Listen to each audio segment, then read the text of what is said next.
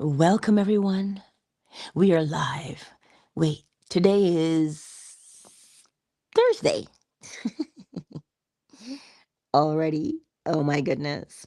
It is Thursday. I wanted to continue the whole series. With that good girl, the thirsty woman, the woman at the well. And right now, I just totally pulled from memory what I learned that's from that story, what my grandfather told me. And now, as we know in the story, Jesus was he Jewish? Something. But the woman was a Samaritan. And so allegedly, those two people had, they didn't see eye to eye. And so they didn't hang out together. So one day, Jesus was, you know, walking by the well and he was, whew, boy, am I thirsty. And he said to the woman, "Can I please have a drink?" He said to her, "May I please have a drink?" So she looked at him and she looked back and she looked at him and she's like, are you talking to me? You do know that I'm a Samaritan and we don't get along. Why would you ask me for water?" And he says, "But I've got water. And if you have some of this water that I'm willing to give you, you'll never be thirsty again." And she's like, "What? What kind of water do you have that I'll never thirst again? That doesn't make any sense." So he starts to tell her about her life.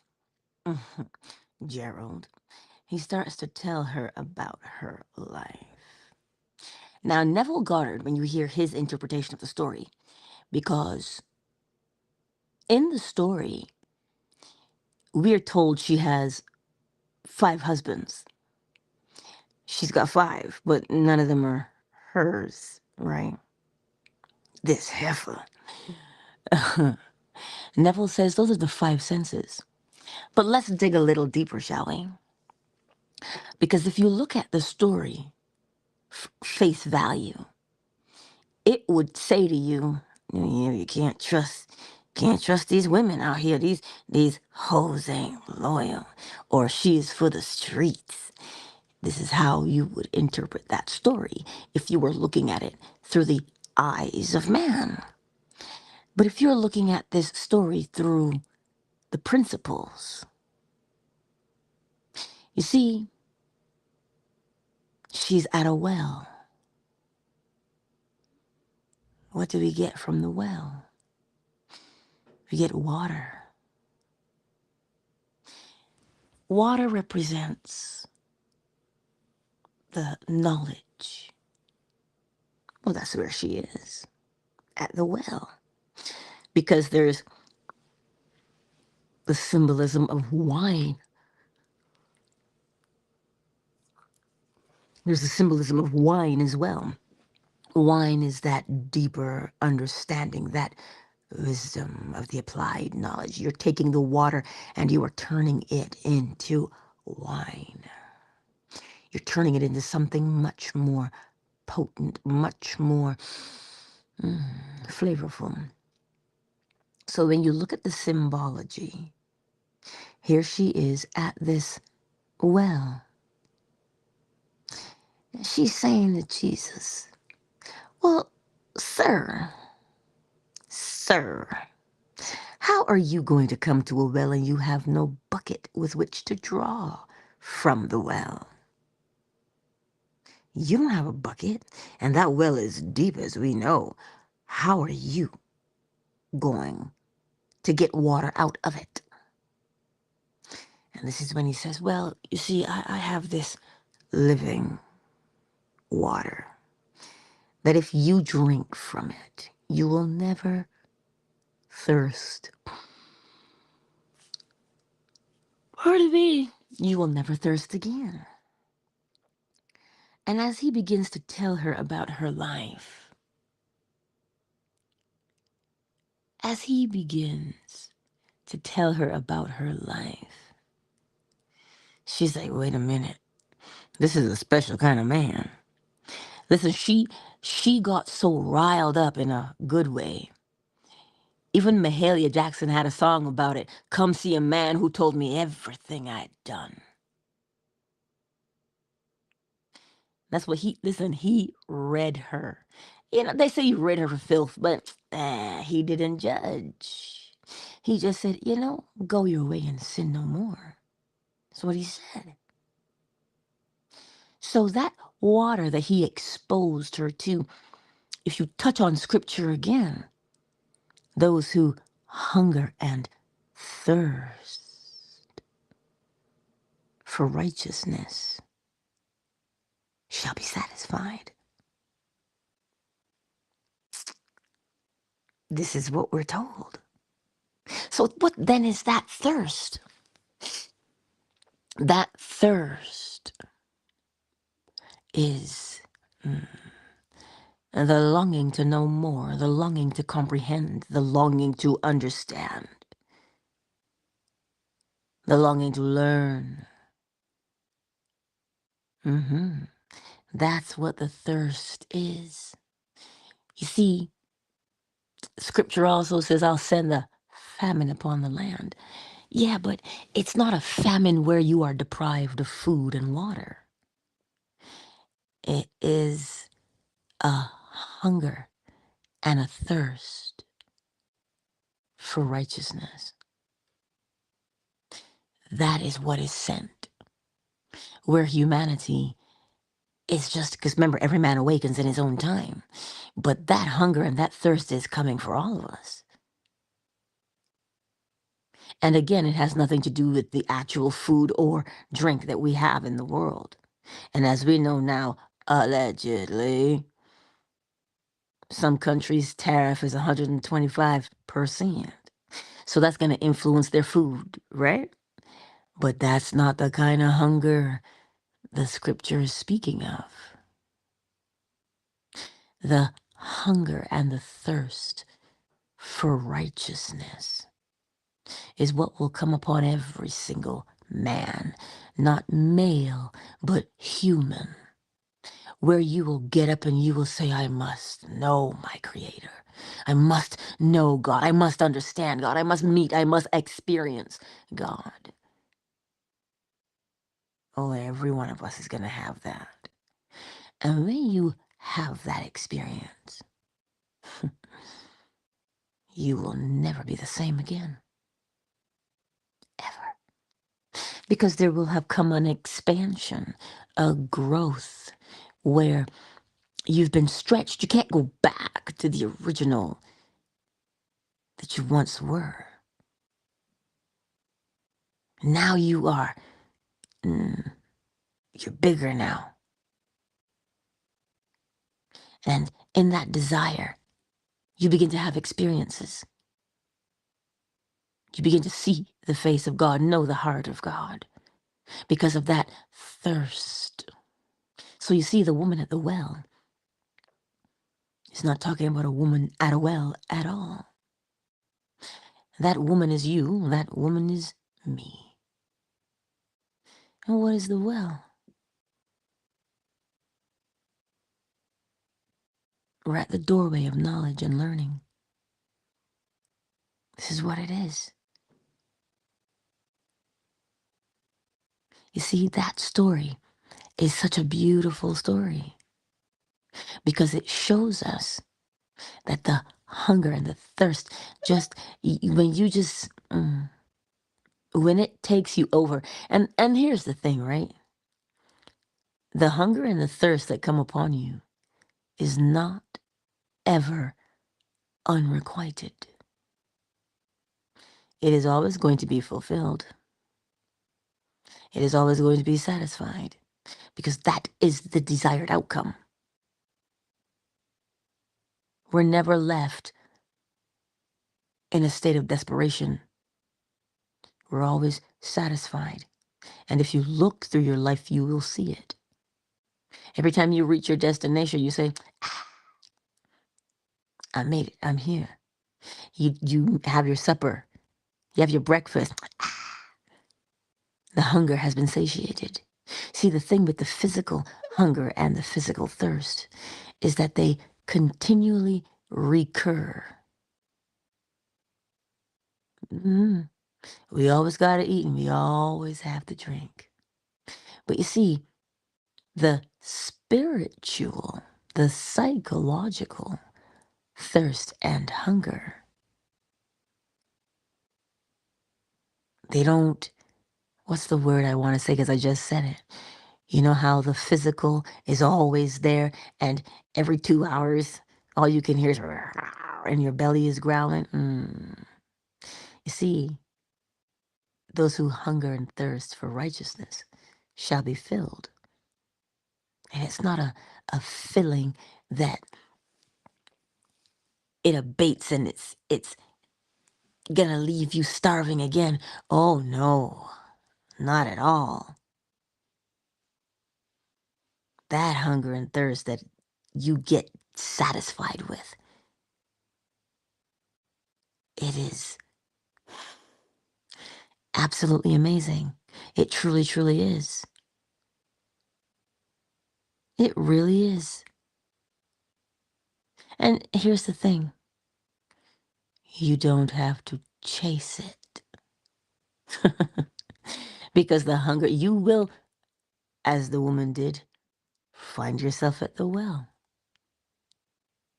You'll find yourself at the well.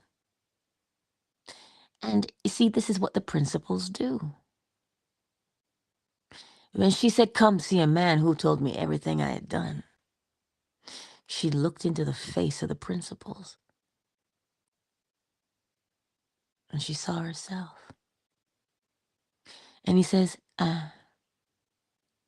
go your way and sin no more. You notice how there was no browbeating? Hmm? You notice how he didn't shame her? You notice how he didn't judge her and say, well, you know, you got these here fat men. I don't talk to hoes. He didn't say that because the principles do not discriminate.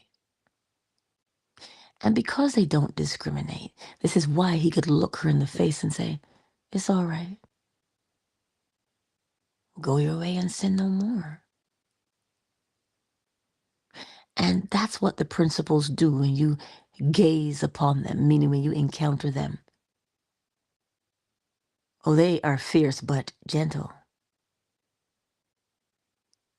She saw who she was, and then she saw who she could be. That's why when she turned around and she ran into the village, quick, quick, come see a man who told me everything I had done. And you know villagers, right? Linda, what is wrong with you? Listen, Linda, what's this man you talking about? You always talking about some man. What's wrong with you? You know how the village can be.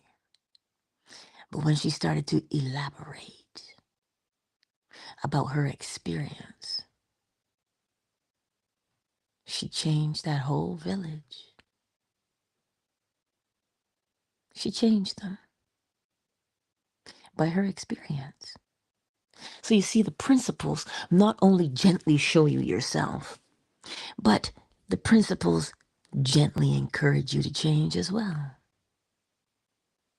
Somebody made a post and asked the question, why is God punishing them?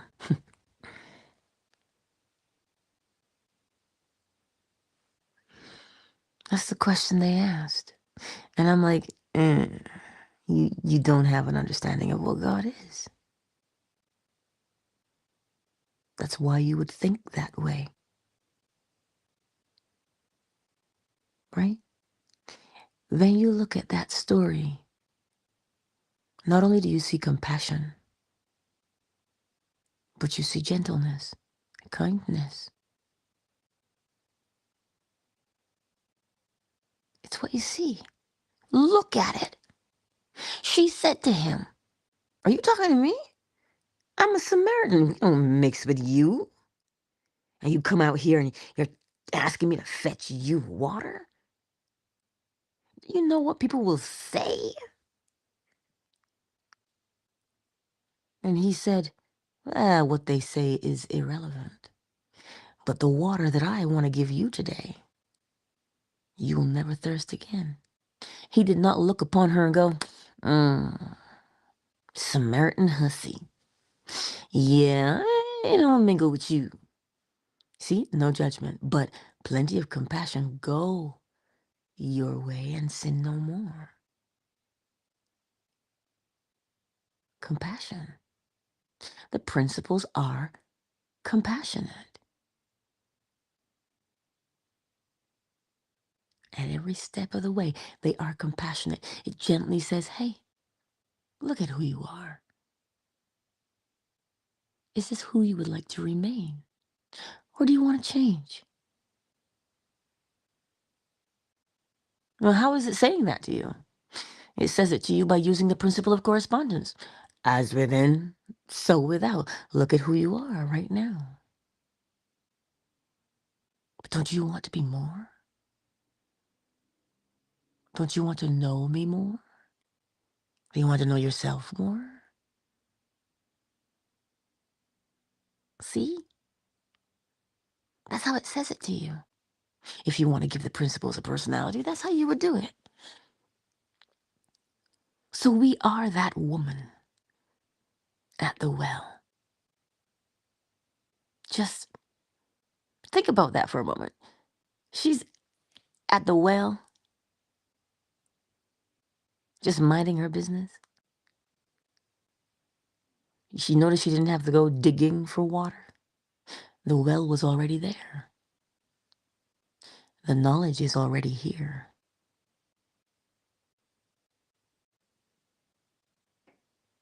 The knowledge is already here. And you don't have to chase it. It is already there. And every man awakens in their own time. So you will find yourself at that well, just like that thirsty woman. And just like Jesus, he was like, ooh, I'm thirsty. Give me some water to drink, honey.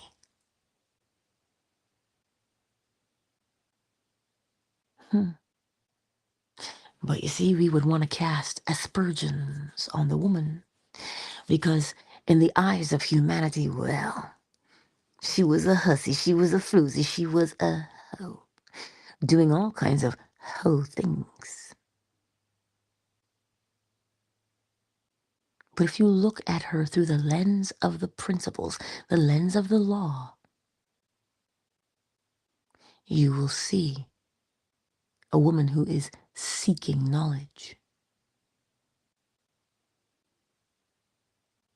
See that story? That's what we do. We seek knowledge. There's just this gentle, I shouldn't call it gentle because hunger and thirst are never gentle, are they? Not when they hit you. That's not gentle. It's just, ooh, I'm hungry. Ooh, I'm thirsty. Oh, it comes upon you. See? It is a gradual increase. Every day there's this thing. I must know more. I must comprehend and apply. And it is an eagerness that is birthed within you. That's what happened to the woman at the well. There's an eagerness. Ooh, come see, man. Come see this man, girl. He told me everything I'd done. There's an eagerness and an excitement. Yeah, when it comes to gaining that knowledge, there's an eagerness and an excitement. And it comes upon you naturally. It is the effect of living.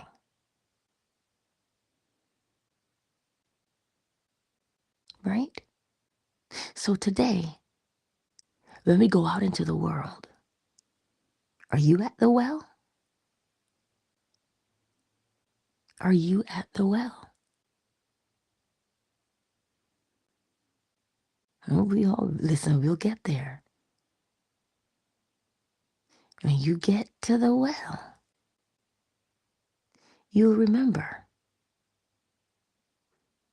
And you'll say to yourself, oh my goodness, how did I get here? I really, truly want to understand. I want to apply these principles.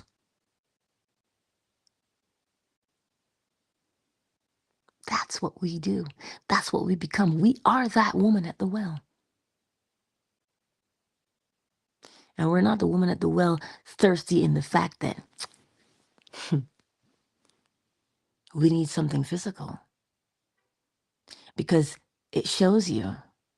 You see, you could see what implied that there was water. The external would have been the well, the external. But the internal that you couldn't see was the water in the well. You couldn't see it, but yet you knew that that's what they were going after. So it shows you that what you're going after is not physical. It is psychological. That's the principle of correspondence right there. You see the physical well, but what don't you see? What is in it? The well implies that there's water, right? So we have this implication that says, this desire that is invisible, there's a material thing that matches it. But you will always see both correspondence, as within, so without. You will always see it if you're looking for the principles. So it's not that the Bible is to be debated and fought over. Look at the story and ask yourself, wait, okay, this is a story, but how can I apply the attributes of this story to my life? And, oh, yes, handsome. That baby is ready. He's partway under the couch, but he's ready. You see, that knowledge that you are seeking, it is invisible. It is psychological. But you will begin to see the physical manifestation of it because it is the principle of correspondence. As within, so without. And that's how you begin to apply it.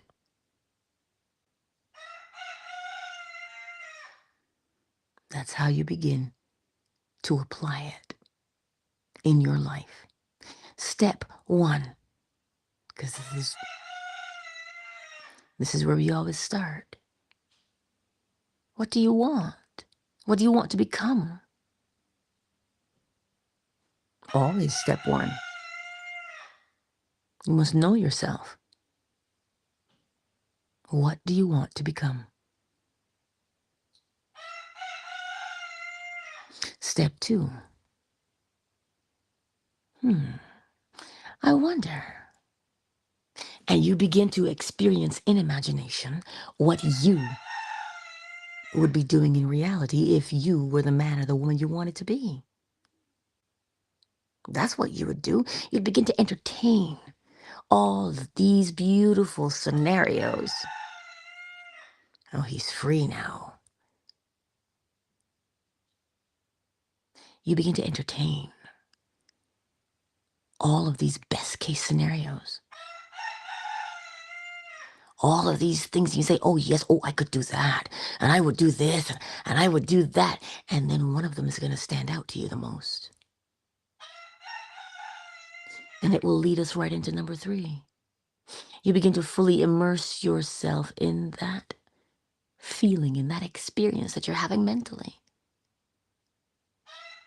And there is such a thrill, as Neville Goddard would say, there is such a thrill that accompanies the fact that you say, ooh, How do you know there's a thrill? Listen to what she said. Come see a man who told me everything I'd done. There was this excitement. So you revel in that excitement. Because remember, you're not pretending. Not in the least bit are you pretending. This is why you have chosen the scene that is most natural to you. The thing that you would be doing. This is why you choose the thing that is most natural. Then you don't have to pretend. You don't have to fake your way through anything.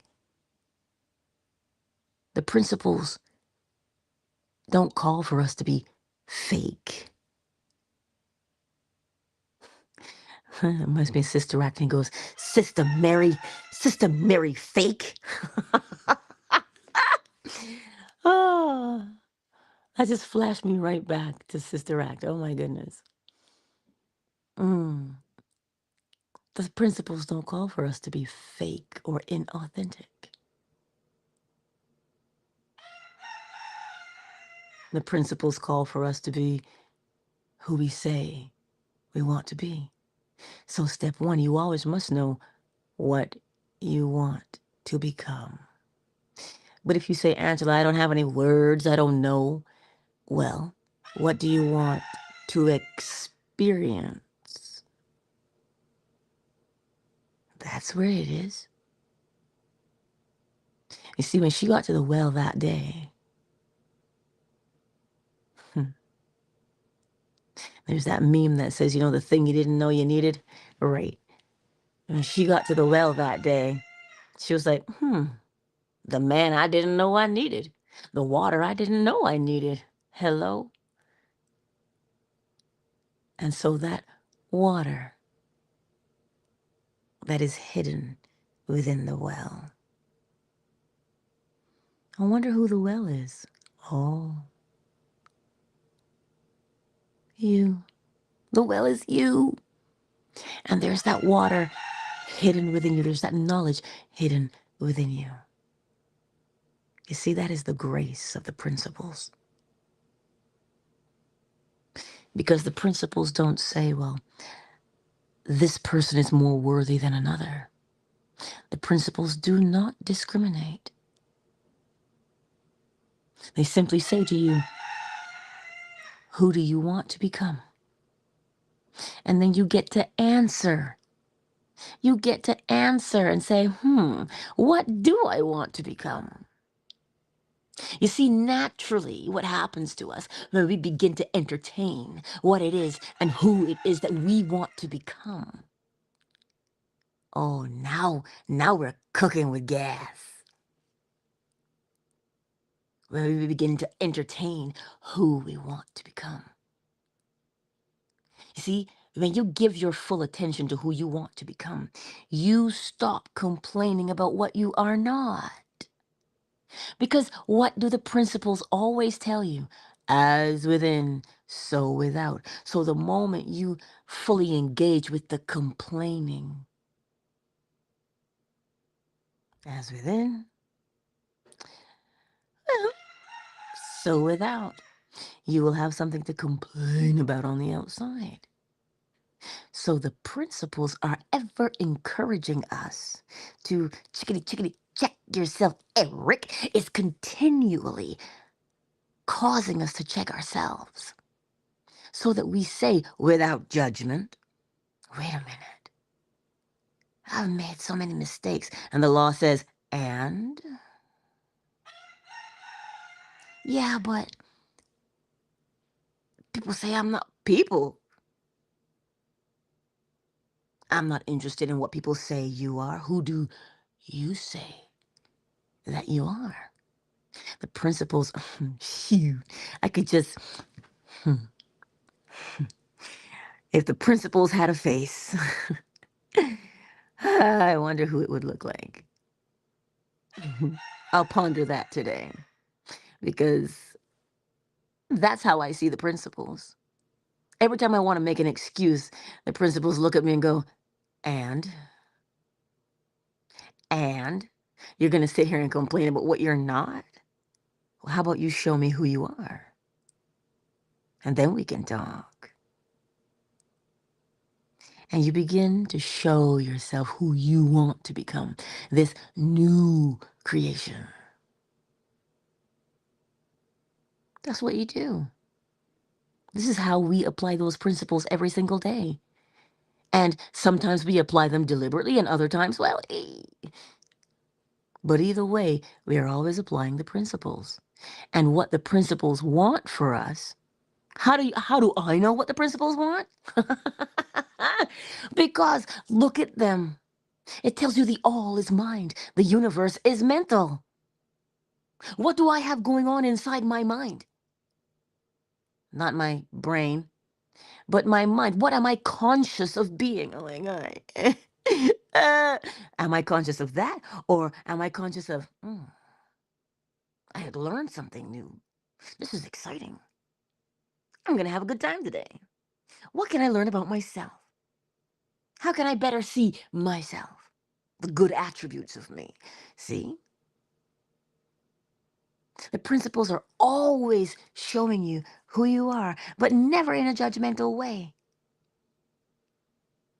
It's that cheerleader that says, you can do it.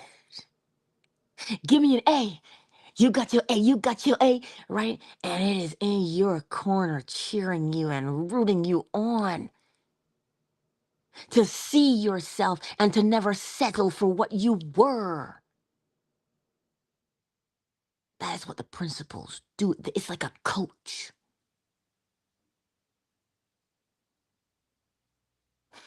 That reminds me of that song that Marion Williams or Mahalia. He's my doctor, he's my lawyer, he's my teacher, my friend indeed. He's everything it takes to fill my need.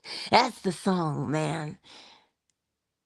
The principles become what you need them to be wherever you are. Wherever you are in your life today, the principles are right there. I will be right here waiting for you. I wonder how we can survive. Richard Marx, hello. I'll be right here waiting for you.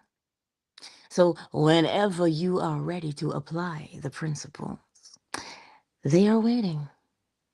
And how are you going to apply them? The way we always have, and in the only way that we can.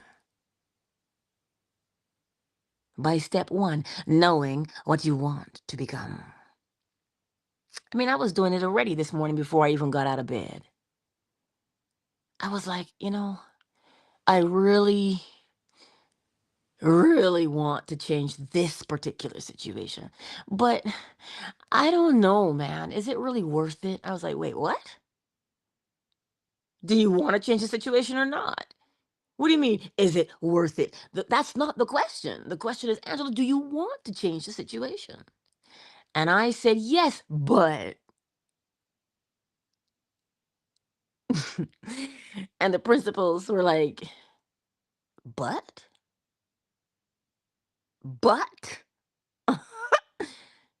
You want to remain as you are or you want to change, but, and it's like, you're right. You're right.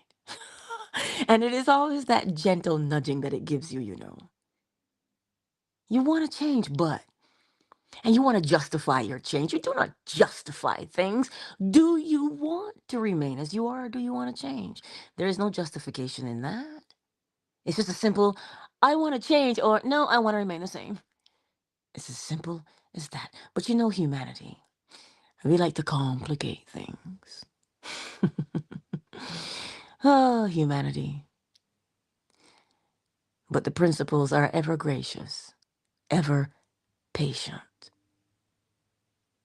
You'll get there. Daddy always says all roads lead to home. You'll get there. And it is this gentle awakening that happens in the bosom. You say, yes, that's what I want to become. Yeah. And you begin to accept it. And then you watch yourself change. So remember, step one, who do you want to become? Because clearly you're looking at your life and you go, well, this won't do. This won't do any longer. And step two, you begin to experience in imagination what you would be doing in reality if you were the man or the woman you wanted to be. Oh, yes, you do. You begin to entertain. Would I do it like this or would I do it like that? Maybe I would do it like this altogether. Oh, and you begin to play around and toy. As Neville Goddard would say, you toy with the idea of becoming who it is you want to become. And as you toy with that idea, you move naturally into step three. It begins to intrigue you. It gets you fired up. It gets you excited and you say, yes. I can see the look on their faces now when they see me as who I say I want to be. Because that's what would imply that you have changed. Someone would say, wait, you look different. You acting different. Yes, somebody is going to notice. If people are nosy, somebody is going to notice. Oh, what's she doing? Look at her. She got all these things. She seems so content. I'm going to have to ask her what she doing. But I don't know. I wasn't always nice to her. She might not even talk to me. But that person, if you became the person you wanted to be, there's that particular person who would, that person that always has something to say. They would come to you and say, hey, you're different. What are you doing? I remember when you used to just be so blah, blah, blah. And you say, well, come see a man who told me everything I've done. That's what you'll say.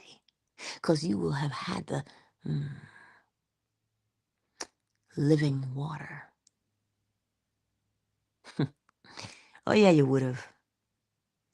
And that's what makes the woman at the well so fascinating. That's what makes her so fascinating, is that she came face to face with the principles and saw herself.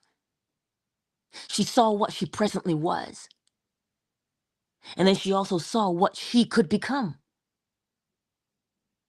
And that's why she was so excited. Well, how do you know she was excited? It said she ran into the village and she said, come see a man who told me everything I have done. How is this possible? Oh, she was excited. So you see, when you come into the knowledge of the principles and you start applying them, you will get that same excitement. Why, though? Because you are no longer the same. And which one of us wants to remain as we are? Why do you think we strive so much? But the funny thing is this, we strive for the external things. I forget who said it. Trying to fulfill your hunger, trying to satisfy your hunger by taping sandwiches to your body. That's never going to do it. It is not the physical that we seek. It is that hidden knowledge that we seek. Not seen by the naked eye. Well, as within, so without. You see, this is why we seek the external. Because we have forgotten that there is an inner and everything emerges from within. Every seed you plant, and believe me, my kitchen is filled with seedlings at the moment. Peas are the most curious ones to me.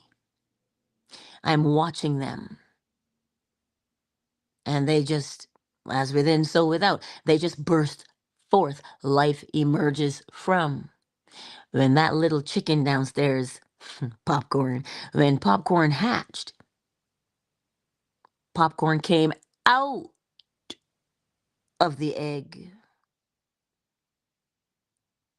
That's what happens. We emerge from what we presently are. So today, my beautiful friends,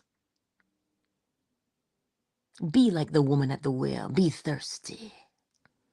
Because that thirst will come for you. You can run, but it will find you. How will it find you? Because it is in your bosom, your chest. Hello, where your heart is. That's where the thirst is. Oh, and it emerges.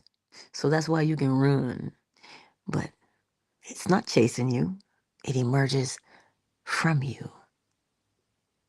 So be gentle because the principles are gentle. They gently show you yourself.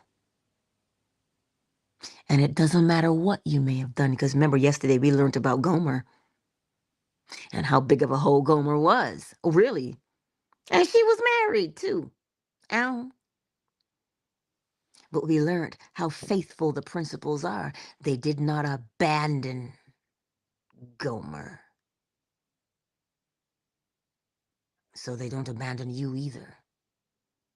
Well, how can cause and effect abandon you? How can correspondence abandon you? They cannot.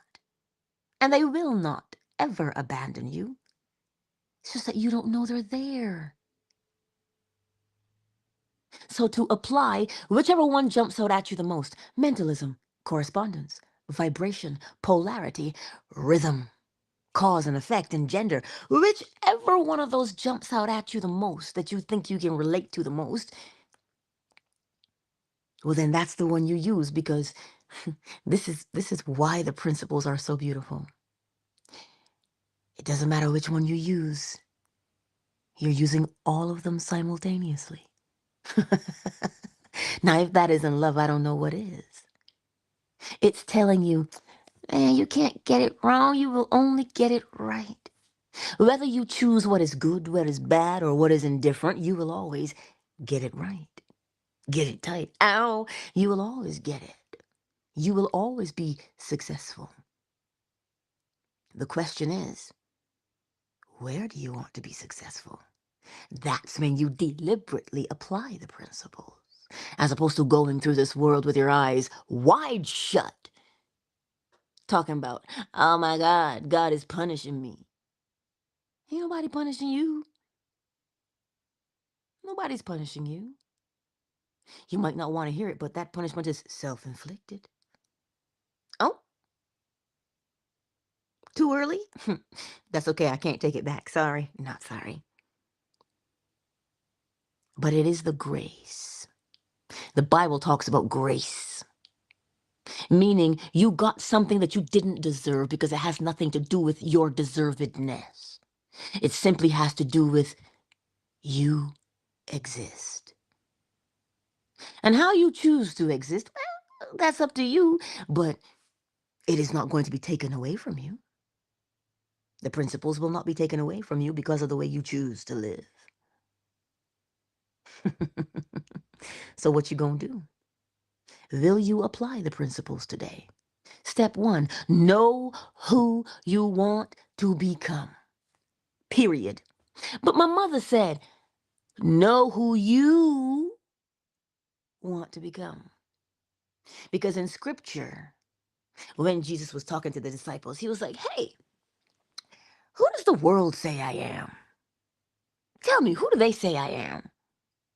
Peter, you know how Peter is. Peter was like, well, Jesus. Some say you're John the Baptist. Some say you're the prophet Elijah come again.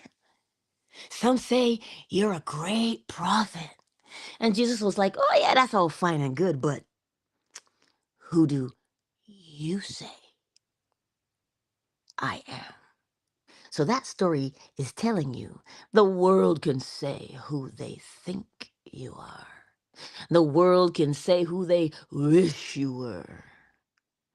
But you see, when you look in the mirror, sorry, I couldn't help myself.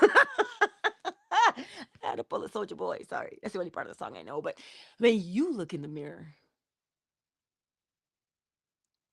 who do you say you are? Because that is the only thing that matters. Why? Because as within, so without. Each man is responsible for their own within. As within, so without. My opinion of you is within me. What's that got to do with you? As within me, so must I experience on the outside. So, right there, the principle of correspondence is telling you your opinion of yourself is the only one that matters. Because as you are, so shall you be. So, if I say, well, you should be as within me. That is my inside, not yours. So the next time somebody comes along and says, oh, you dumb, you ain't no good, you this, hello, that is where? Out of the abundance of the heart, the mouth speaks. So that is there within, not yours. So you see why you shouldn't take offense to somebody's opinion of you?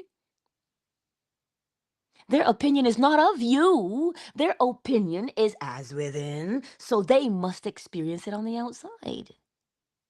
It's not about you. You are about you. I'm about my father's business. Hello.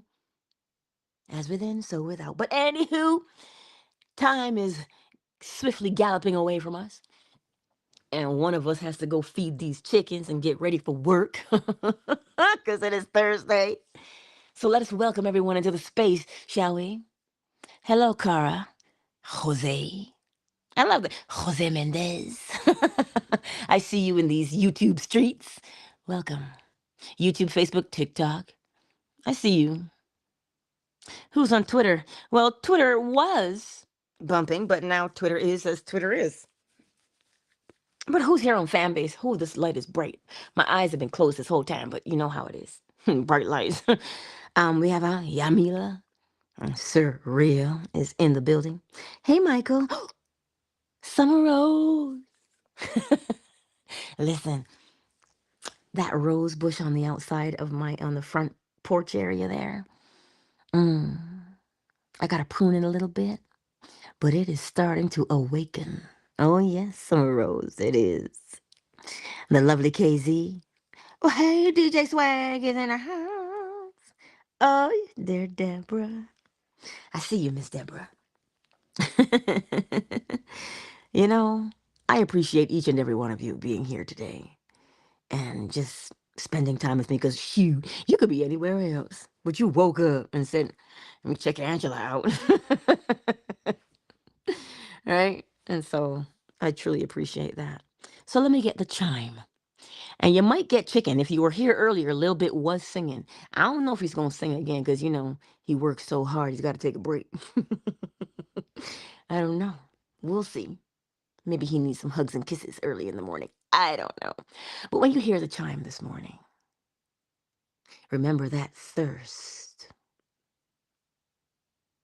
It is already in you. And the thirst is in you. And a thirst must be quenched. Remember, cause and effect. Every cause has its effect, and every effect its cause. So the thirst already is quenched because you can't have a thirst that isn't quenched according to principle. If you have a thirst, it is quenched.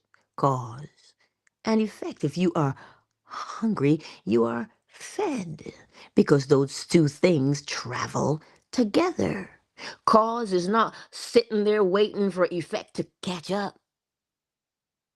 No, they frolic together. You understand? So, anywho, let me get the chime. Because I want to be on time again today for work.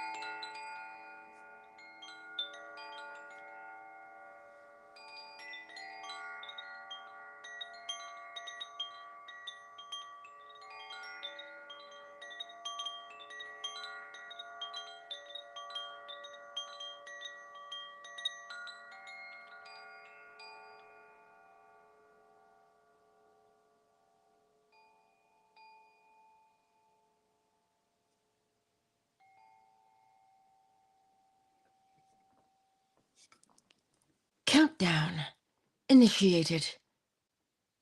5, 4, 3, 2, 1. Thank you all for being here on this glorious Thursday. And I do look forward to seeing you again Friday morning at 7 a.m. Eastern Standard Time right here on YouTube, Facebook, TikTok, Fanbase, and Twitter. Oh, indeed. Go forth today and know what you gonna do. Well, apply the principles. Apply the principles. 'Cause you already are, and you're only getting it right. If that isn't grace, I don't know what is. Anywho, I will see you on the morrow at 7 a.m. Eastern Standard Time. Much love to each and every one of you. Fanbase, you know we kick it for another 5 minutes, don't you? Hold tight.